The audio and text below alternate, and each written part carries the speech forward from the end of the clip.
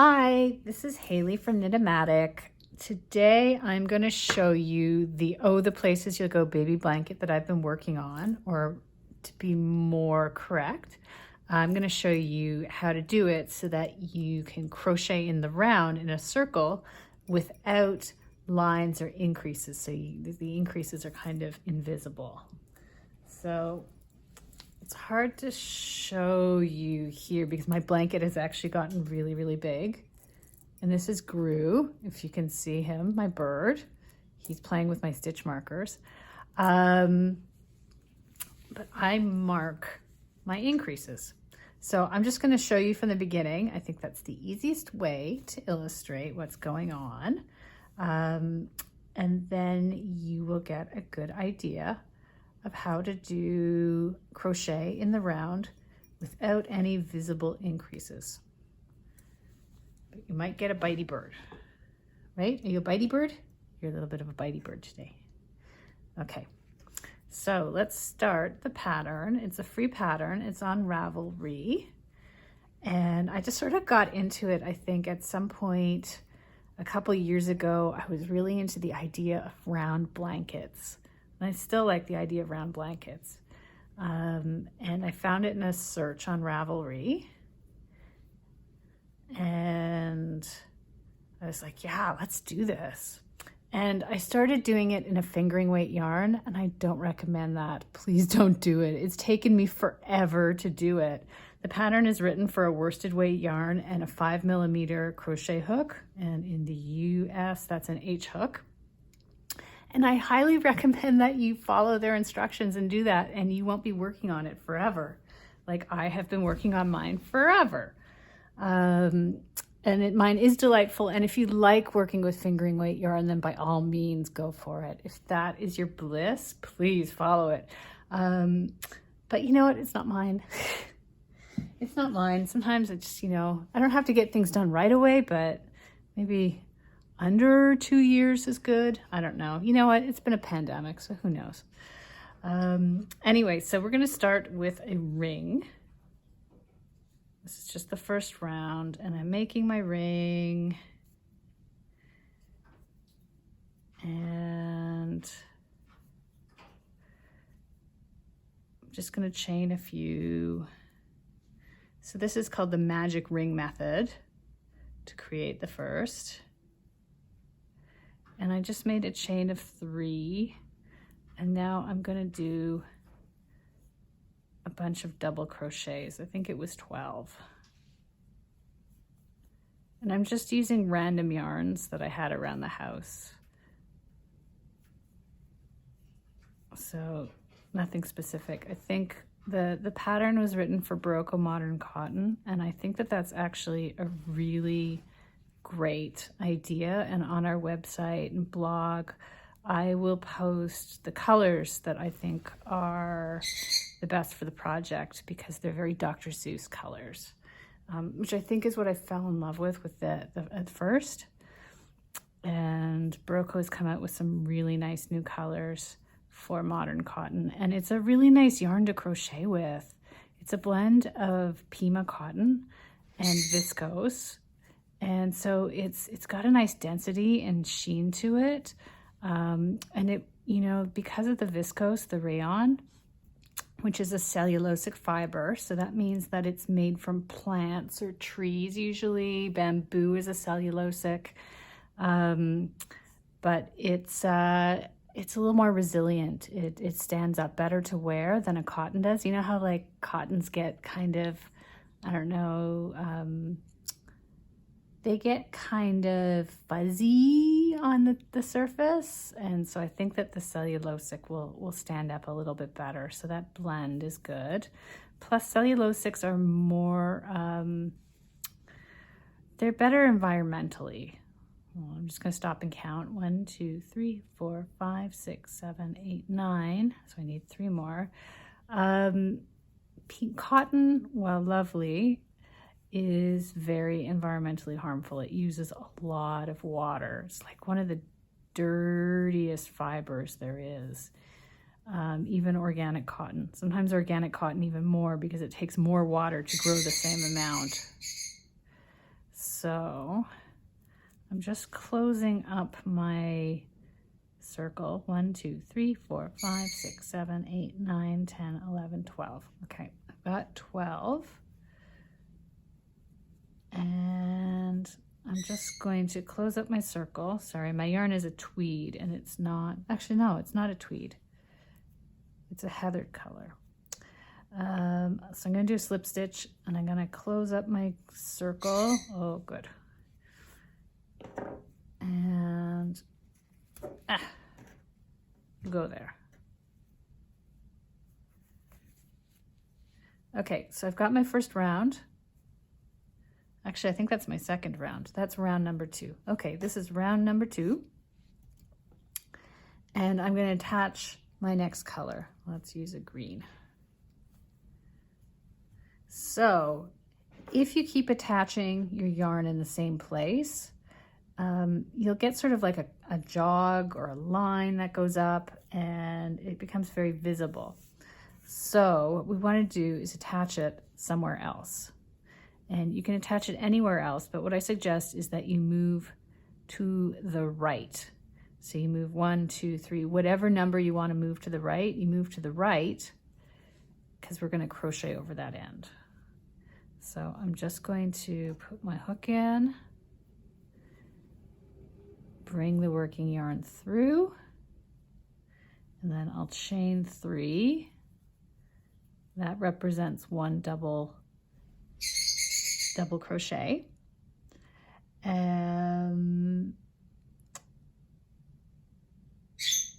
now I'm going to do another double crochet in the same space.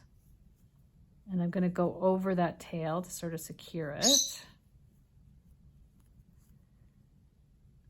And I'm going to stick one of my little markers that the bird was playing with into the top of that chain.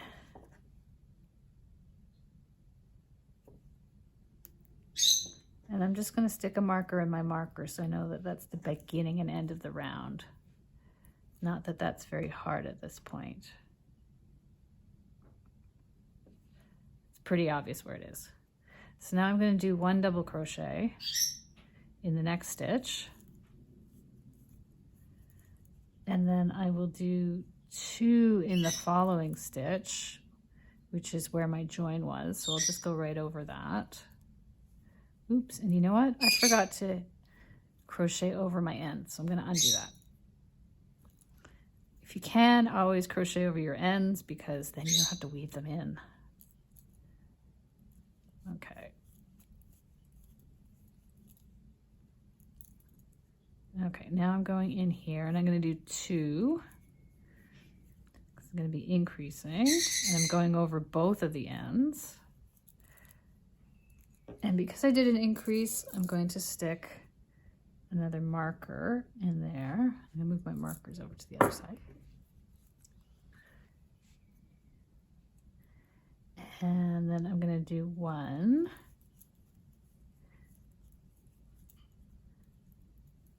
And then I'm going to do 2.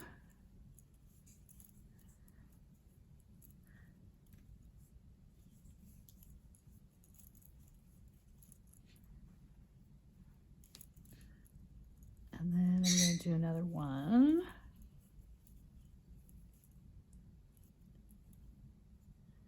And then I'm going to do 2.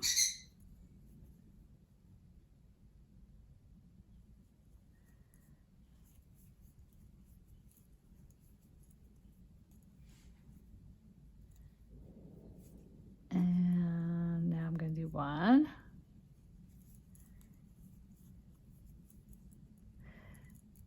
Now, this is interesting. This is unanticipated. So when I was doing my blanket, I didn't have any problems with my increases, but you can see here it's sort of pulling in. If it's pulling in, that means that you need more increases on that round.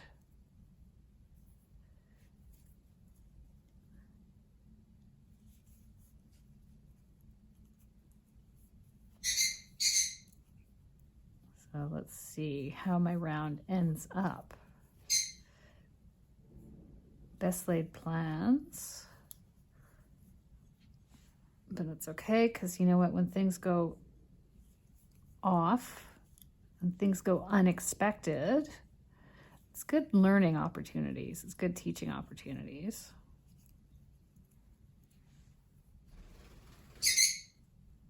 So let's see. So yeah, so it's pulling in. It's like making a little basket, which means that this row, even though the pattern said I was supposed to be increasing every other, I think it said that. Chain one. No, I might be doing 2 in every stitch anyway. Okay. Well, anyway, if it pulls in, that means that you need to do 2 double crochets in each stitch instead of every other. So let's just progress. Hey, stop biting me. Don't be bitey. You can be a camera hog, but don't be a bitey camera hog, please.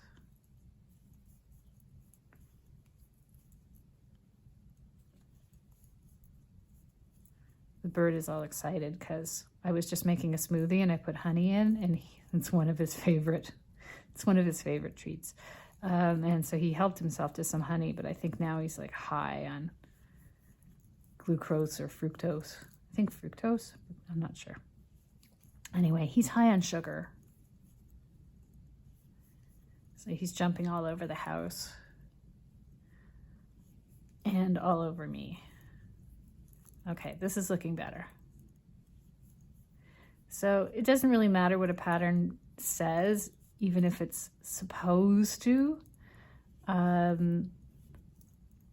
have increases or not have increases. If you need the increases, put them in. If you need to take them out, take them out. Doesn't really matter in the end, especially if you're making a big flat round thing. Big flat round things can be whatever number of stitches you need them to be. Okay, we're moving along. We're getting places. So I didn't bother putting an increase marker in because I'm increasing in every stitch. So there wasn't really a point. That's why I sort of left it off. So we'll go in next.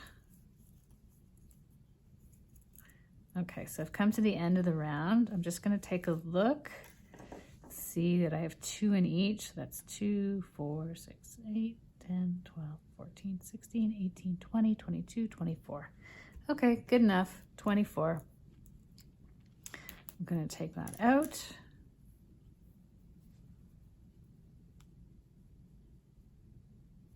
And secure it with a slip stitch. Good. All right.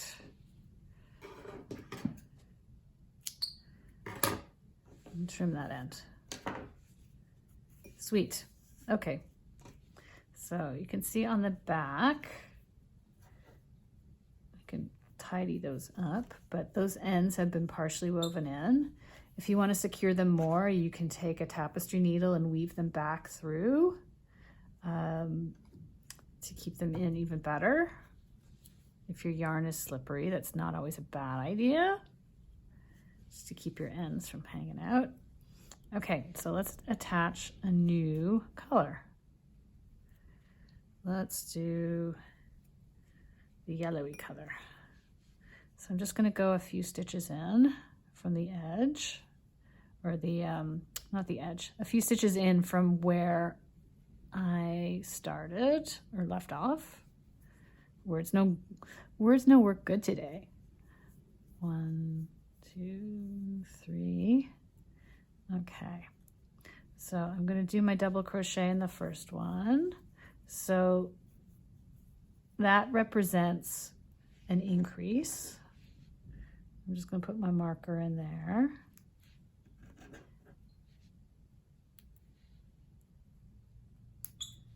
Okay, so let's try doing this every other. So now we're going to put 1 stitch between are increases. So this is an increase.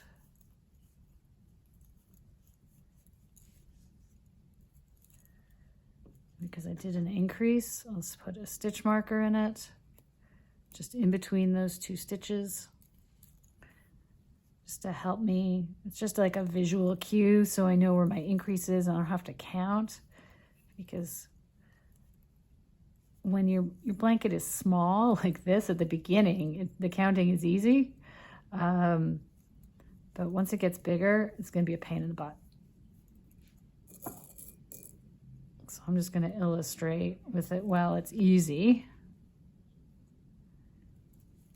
While it's small, it's also easier for me to video. Once you get 30, 40 stitches between increases, it doesn't fit on the video screen so well. And I just did 2 increases back to back. My bad. Okay. But you can see that I am crocheting over my ends. Okay. So there's another increase. And these stitch markers are the locking stitch markers from Clover. They are my absolute favorite thing. They're like my favorite thing in the whole world, but they're definitely one of my favorite knitting things. They are my favorite thing that I discovered when I opened the store a million years ago. They are still one of my favorite things. They're still my favorite stitch markers, just in general. They work so well. And I kind of hoard them.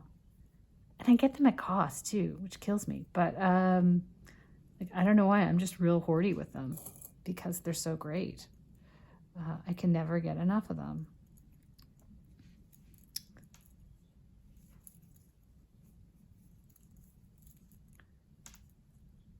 I wish, you know what I wish? I wish Clover made them in rainbow colors. That's the only thing I wish. I think the only thing that could make them better is if they were made in like rainbow colors, really pretty rainbow colors. That would be the best. Oh my God. My unicorn. Okay, here we go. You know what? I'm gonna write to Clover and ask them. Maybe they'll do it. You could write to Clover and ask them too.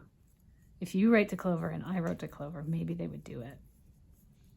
But yeah, seriously, like they're the freaking bomb. They never break. They always go in cleanly. I just love them so much. There's like a lot of gimmicks out there, you know, and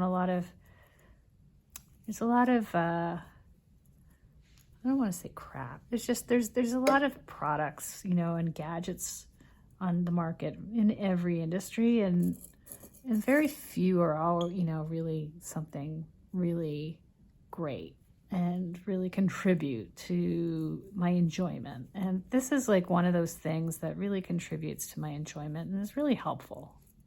So you go, Clover. My crochet hook is also from Clover. These are my favorite hooks. And I know crocheters like all have different favorite hooks, but the Clover Amour hooks are my favorites. And don't get like the cheap ones on Amazon. They're not the same thing. They're like the heads need to be like smooth and a good quality. And I find when you buy like cheap materials, they're not. They photograph the same, but they don't work the same. I find the products from Clover superior most of the time, like 99% of the time.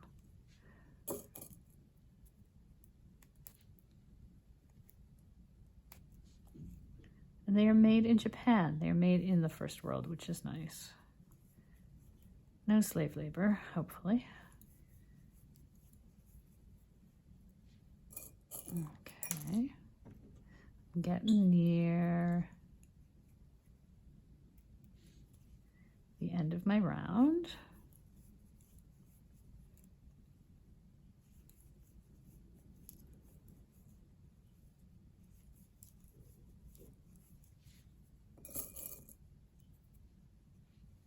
So we should have 12 increases by the end of this round.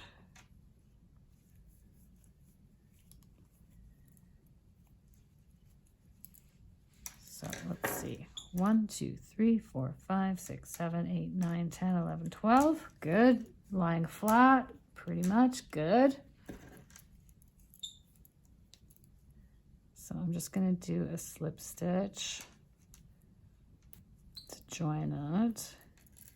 Usually I try to do the slip stitch very elegantly, like under both legs of the chain, but you know, you can't always do that. Sometimes you just can't get the hook in and you just have to go through the chain, but it lies flattest and looks nice if you go sort of underneath the two legs and have the bump and back. I don't know, it's hard. It's, you know, it's not really necessary. It's just like an elegant little thing. Okay.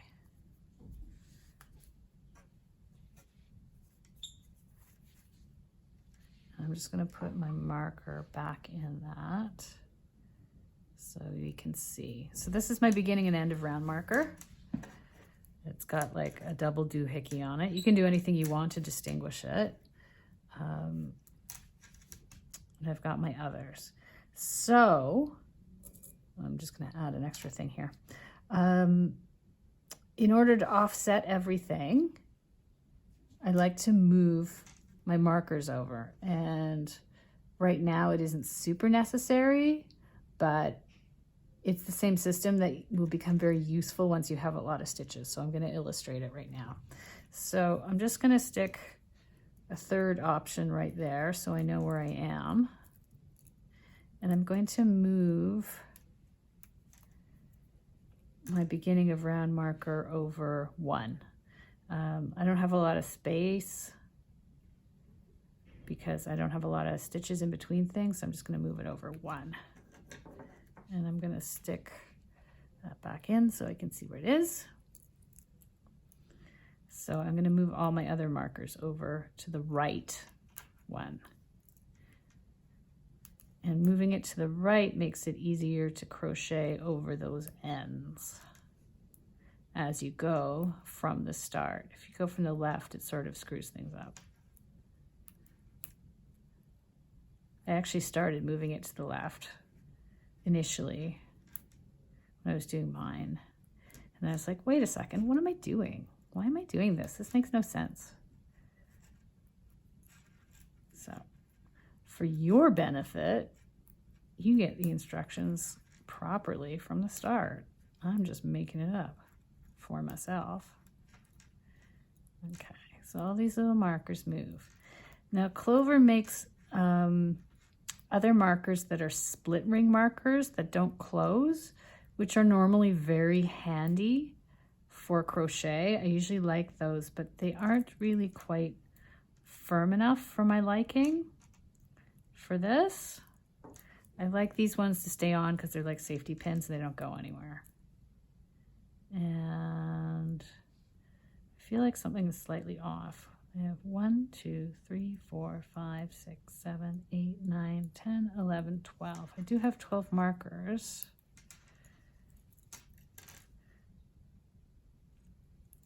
I seem to have like a bigger gap here. And it doesn't really matter if your markers are perfectly equidistant. You just need that number of stitches. So it's not a big deal if it's like not quite perfectly distant. I mentioned that I'm at the place in my blanket where I have like a lot of markers going and a lot of stitches between increases.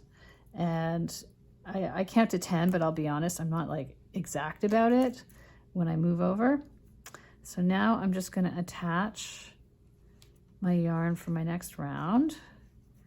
Chain 3. And I'm going to stick my marker in that stitch. And I'm going to try and stick it in the way I want to put my hook in, going under the two legs and leaving the bump and back, because that way it might be easier to get my hook back in later. I don't know. Sometimes it's easier. And I'll chain 1, or sorry, 1 double crochet, my apologies. And now I'm just going to work to my marker, working over my ends.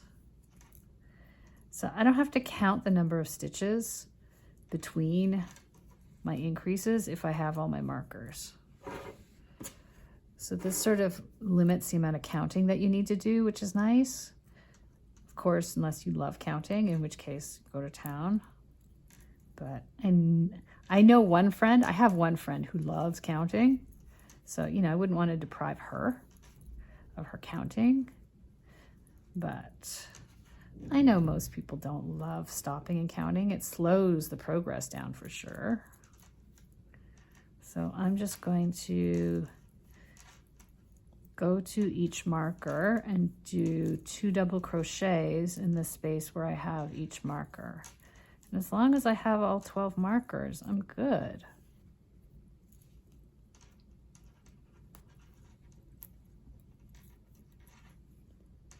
So 2 goes in there.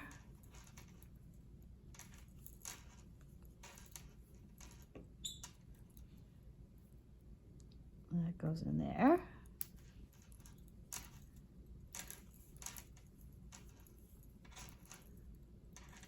Okay.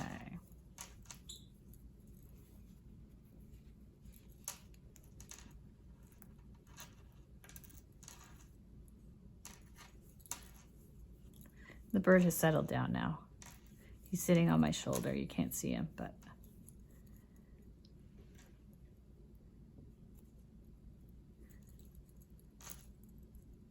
I guess the sugar has gone through his system. Okay. So the yarn I'm using is, well, they're mostly tweeds. They're very soft tweeds. I think they're like probably the old Queensland or Joe Sharp Silk Road tweed. Okay, well, the one I am using right now is, but that's about it. But if you were using the BERROCO Modern Cotton, it would also be easier to crochet with because it's smoother, and smooth, flat yarns, especially harder yarns, are easier to crochet with.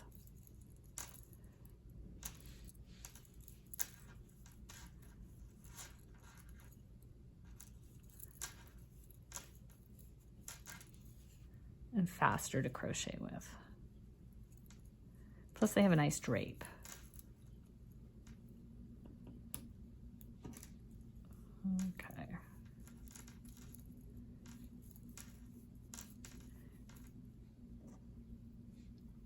Which also makes the Pima viscose rayon blend nice to crochet with, because that smoothness that comes from that the rayon is very pleasant.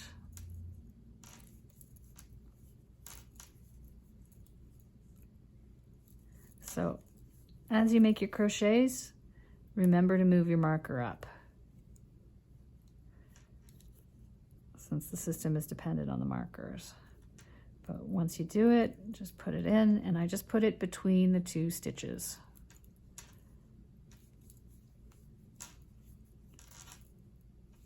It doesn't have to be super exactly where it goes in.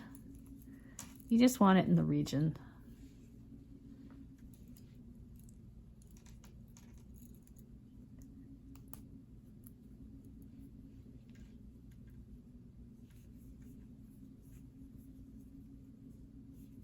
Okie dokie. We're closing in.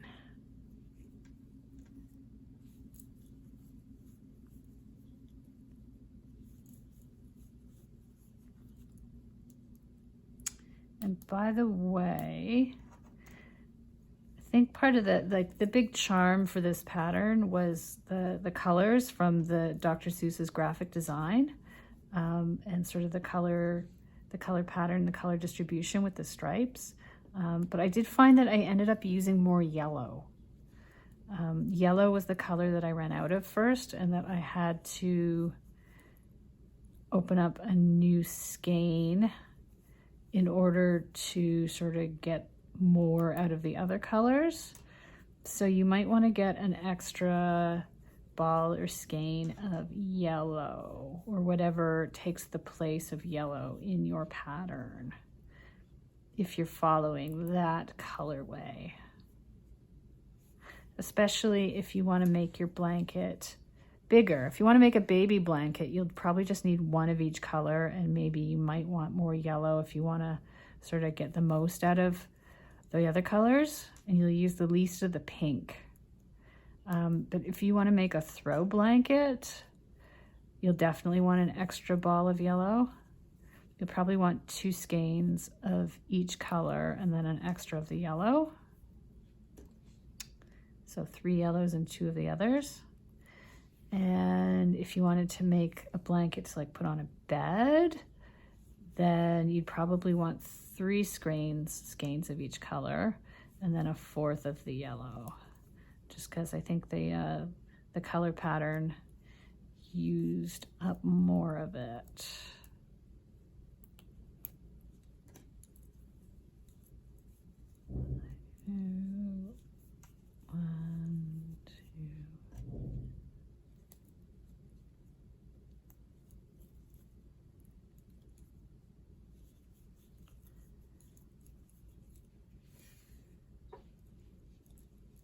Okay, so mine, you know, is curling a little bit, but I don't think it's a big deal right now.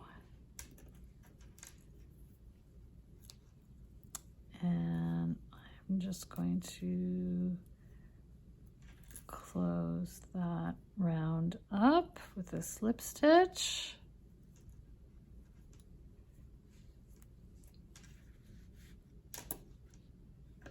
So it's looking pretty good.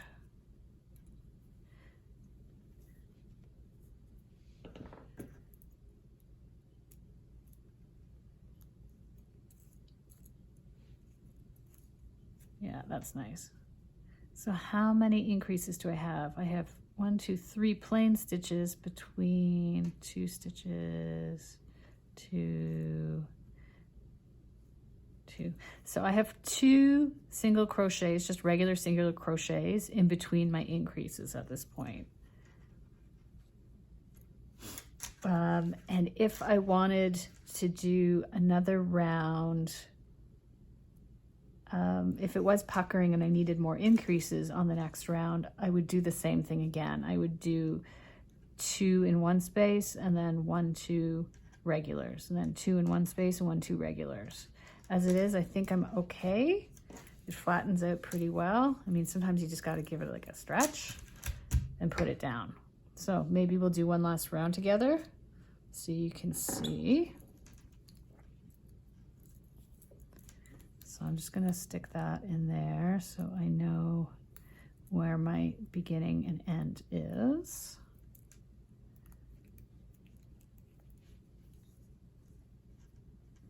That's 2, yeah, so that one only got 1, but another one got 3, so that sort of got off.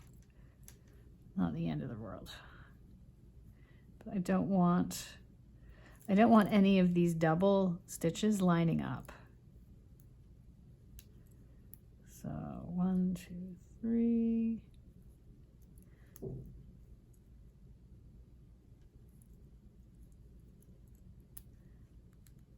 I'll move that over. I'll move you over.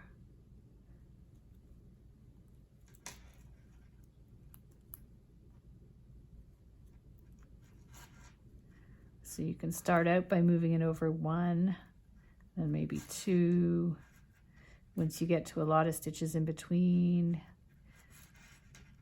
you'll just choose something that's comfortable, that sort of moves everything away, all the increases away from each other, and it'll move all the joins, those joins away from each other, because we don't want those joins lining up either. So we just don't want these 2 in one space lining up on top of each other. And we don't want where we join the yarn to be lining up on top of each other, because it becomes more noticeable otherwise. Okay, let's do one more round. So I'm just going to take this one out, doesn't need to be there. And I'll join one more yarn. Soon I will have a beautiful trivet or decorative mug coaster. I don't know. Okay. Stick you in there. This trick with the stitch markers also makes it easier for you to watch TV and read and stuff while you're crocheting, because then you don't have to stop and count all the time.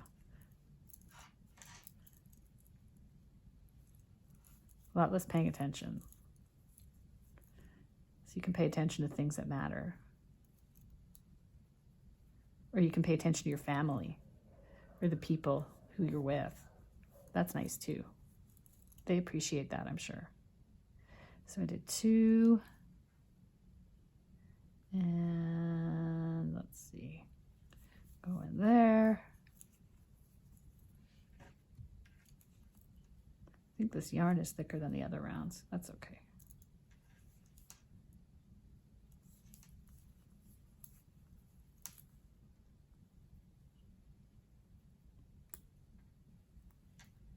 One of the other problems I'm having here is that my yarns are not the same yarn. So their tension isn't the same. So, you know, they're not going to crochet at the same tension. And so some of them might buckle or otherwise, because they're taking up more or less space than each other. So if you're using different yarns, they're different tensions. You're less likely to have, like, you know, things work out according to the way you expect them to, which is fine. It just means you sort of, you know, go with the flow and you adapt.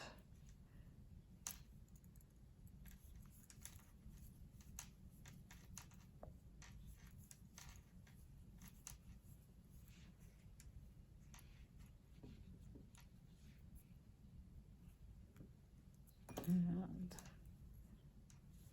I don't know if this little ball of yarn is going to make it to the end of this round. We'll see. You can do it, ball. You can do it. I believe in you. I believe in you, ball.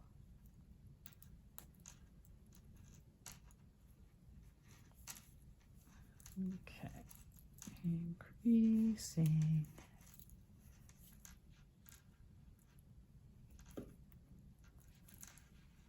Colors are looking pretty though, aren't they? Not bad. It's not the pretty Dr. Seuss colors though, not the pastels. I like those.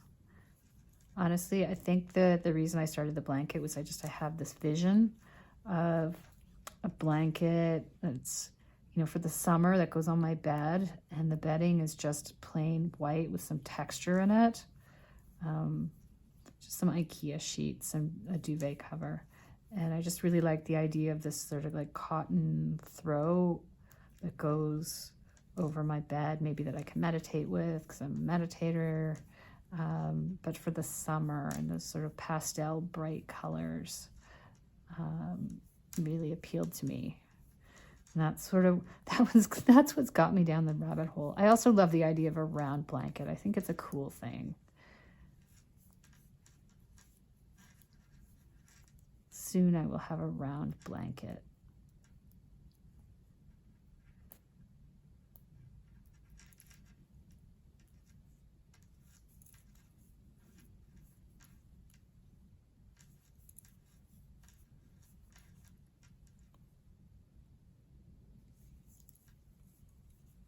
Okay.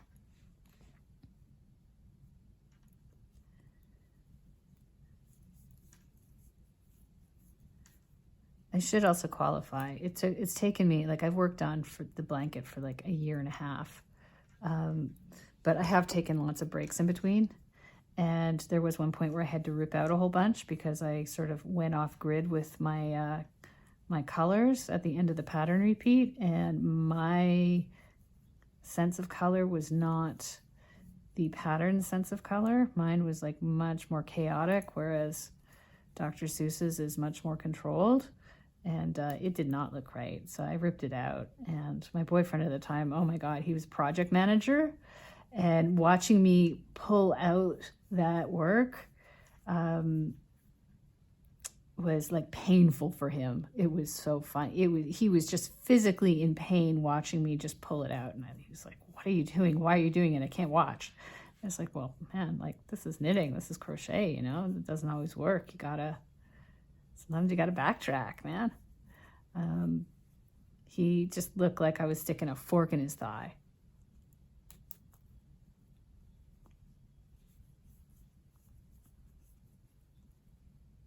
But I made up time, and now I'm at the end of my first skeins of yarn, which, you know, fingering weights, it's 400 meters. It's not an insubstantial amount of yarn. But I really don't wish that on you. I really go for the worsted weight. This is moving so much faster. If you do a baby blanket too, you'll be making, the baby will be grown up by the time you finish.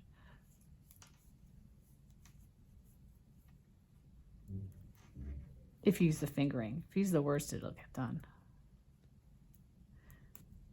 I think the pattern repeat is not appropriate for anything thicker than a worsted weight, because it relies on single and double rounds of colors, and with a thicker yarn it's just too wide for the aesthetic.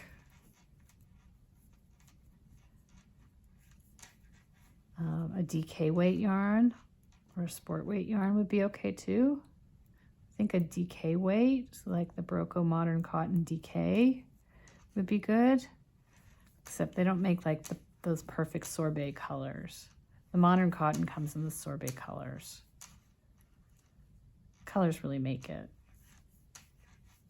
But you can do any color. You can do any color variation you want. This is looking good. I'm happy with this. I think this is our last round. This is our last round together. I don't think we need to illustrate it again. I'll move the markers one last time for you though. But I feel like we get the gist of it. And we spent a chunk of quality time together too, which is nice.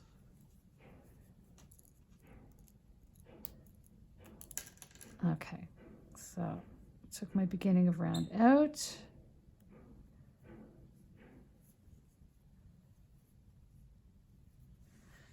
Join it.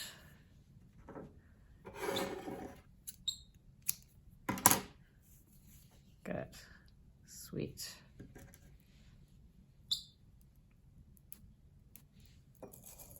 So I'll put that back in where I joined it so I know. And I'll count over 2. So 1, 2. For now, I'll put it at 2. And I'm going to start moving my markers over. 1, 2.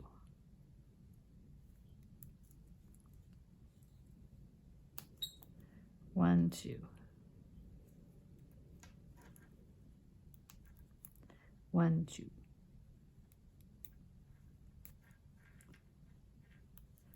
1, 2. Like I said, as your blanket gets bigger, you're going to want to move them over further. 1, 2. Eventually you'll want to go 3 or 5. Someday you'll find yourself maybe moving 10. Depends on how big your blanket goes and how big your yarn is.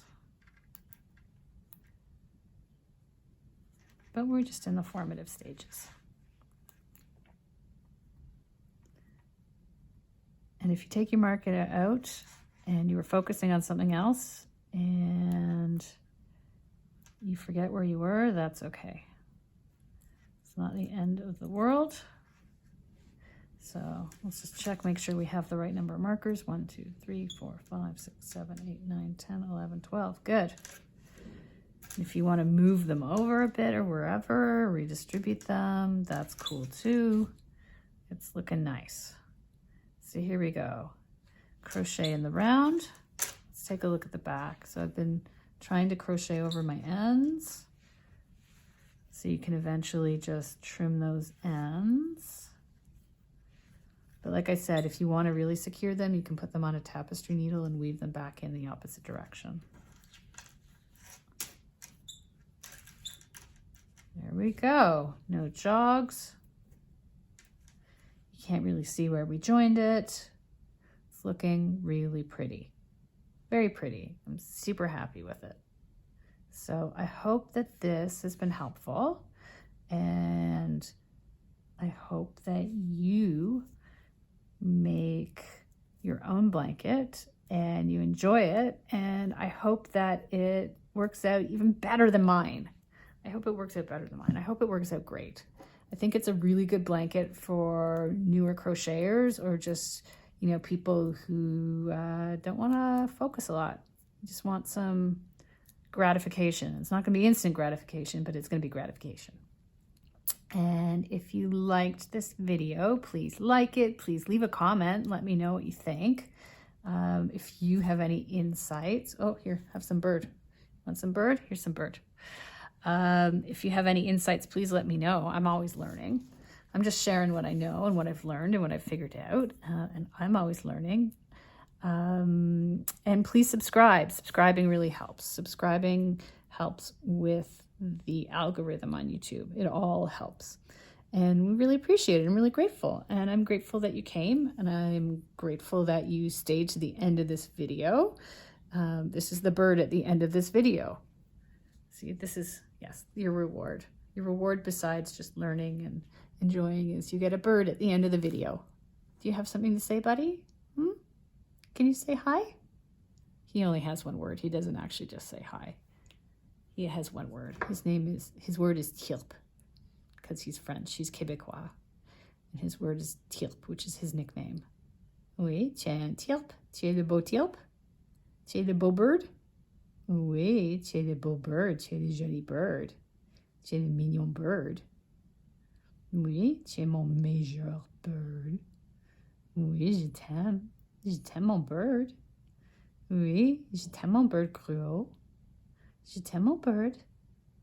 Oui, tu es tellement jolie. Oui. You can see he's getting fluffy. He really likes that. He loves the words. Oh, sorry. It's time for neck rubs. I have to go. It's time for bird neck rubs. Anyway, please subscribe. Please comment. Please just drop a line and say hi. Really appreciate you being here, and we'll see you next time.